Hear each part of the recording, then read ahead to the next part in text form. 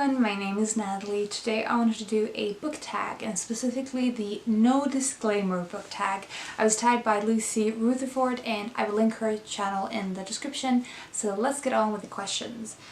The first question is, which tropes in books annoy you the most?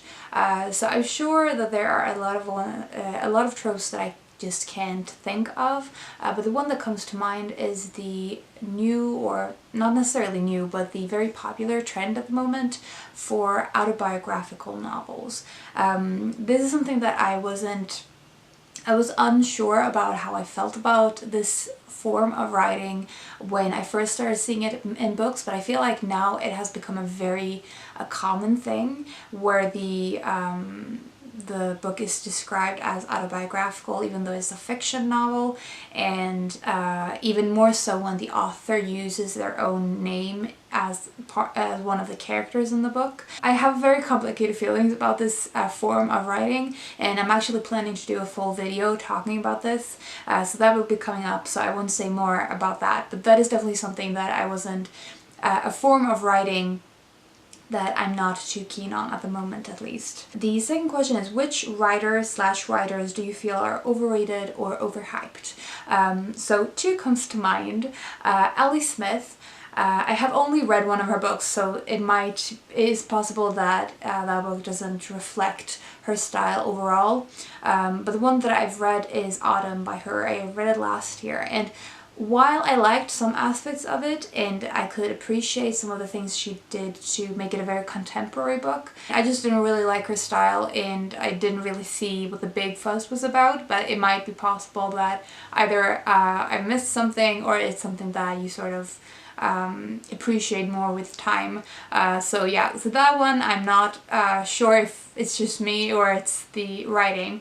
But with the other one, Heather O'Neill, I read her novel The Girl Who Was Saturday Night last year, and I hated her writing style immediately. She uses a lot of metaphors, and most of them are awful and really off point. I was off-put by her writing immediately, and I kept on going with the story because I enjoyed parts of the story and the characters, but I thought her writing itself was really bad, and I was surprised because she's really popular on BookTube, and in general a lot of her books have been really praised, and especially for her writing, so it might be a taste thing, but I thought she had a really awful writing style.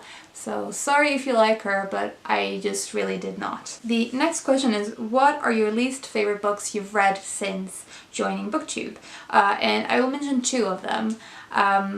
Names for the Sea by Sarah Moss is the only Sarah Moss book I've read, and it is her nonfiction book, a memoir about her moving to Iceland, and the book is sort of chronicling a lot of things to do with moving to a new country, adapting to that new country in sort of in a general sense, the memoir part of it, but it's also about Iceland and specific things to do with that country, how the school system works, history and sort of social structure, everything.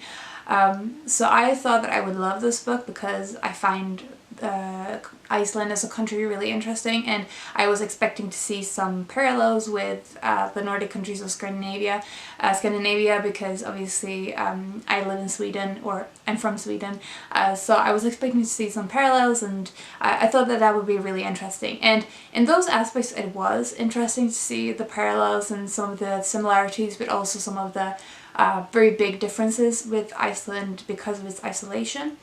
But I did not really like Sarah Moss's approach to things. I thought that she often came off as really judgmental, and as if she was really unprepared for the thing that she had took on, and I didn't like her attitude mostly throughout the book, and because of that I didn't really like the book because it's a memoir.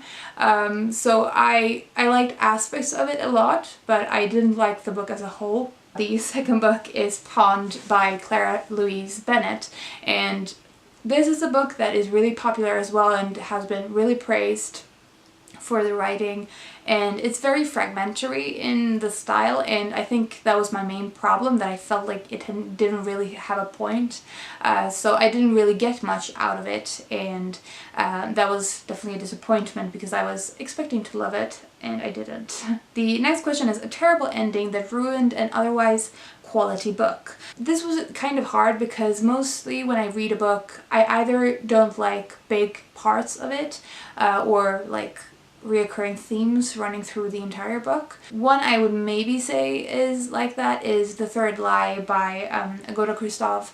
It is the third and last part in the Notebook trilogy, and while I wouldn't necessarily say that it ruined it for me, I think the ending takes a little bit away from the earlier parts of the trilogy as a whole, and I think because this trilogy is really closely linked, some of the things that happens in the second and third book directly relates to the first book, and in some ways that is an interesting thing because it gives you a different perspective on something you've already experienced from one point of view, but in some ways it also sort of takes away some of the magic of the first book.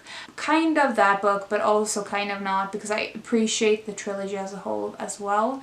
A book that I wasn't too keen on at the end, but it wasn't necessarily that the ending was bad, was Idaho by Emily Ruskovich. I mostly felt that the book started off really strong and had sort of a high point like 150 pages in maybe, and then sort of petered out, and that was my problem with it. I felt like I stopped caring towards the end, which was a shame because I really liked the beginning of that book. The next question is which fictional character do you wish were not killed off? Spoilers, if you have not read this book, then spoiler alert. Matthew from Anne of Green Gables is definitely one of those for me, mostly because I remember I couldn't even think of that many books where a fictional character I really love died. And yeah, so Matthew from Anne of Green Gables, he dies at the end of the first book, and I wish he didn't because I really like him as a character. I loved the whole family structure of the first book, and obviously, as most of the readers I know out there, there's a lot of books, there's a lot of characters in the Harry Potter series that I wish wasn't killed off. Dumbledore especially, honestly. Even though Dumbledore can be kind of an ass a lot of the time, I still wish he wasn't killed off. The next question is, what are some of your bookish pet peeves? Weird fonts inside the book. Like really flowery fonts, for example, is something I don't really like. I also don't like when the spine is really tight, so it's hard to hold and to flip the pages, and it's hard to read it comfortably. And another thing I don't like is weird formats in terms of the shape of the book.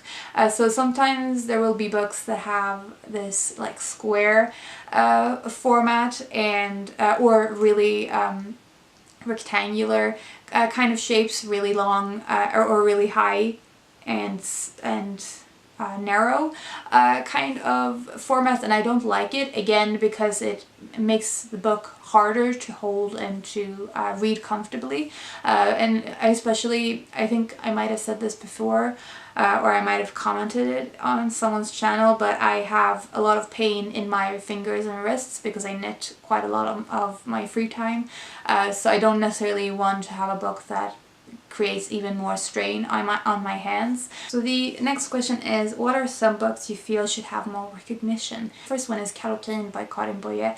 This is a dystopian novel, and it was published around the same time as George Orwell's 1984, and I feel like it's much less well known, probably because it is a Swedish novel, and I'm not sure how widely accessible it is, but I know it has been translated into English at least. The sort of a scientist at the forefront of the book has been working on a truth serum that allows the state, as it were, to read the mind of the people in in this world.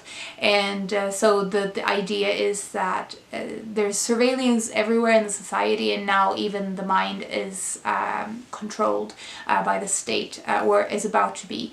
And so it is exploring those themes, and I thought that it was really interesting, and it's actually a book that I would like to reread soon because it's been a few years. But that is one I would highly recommend.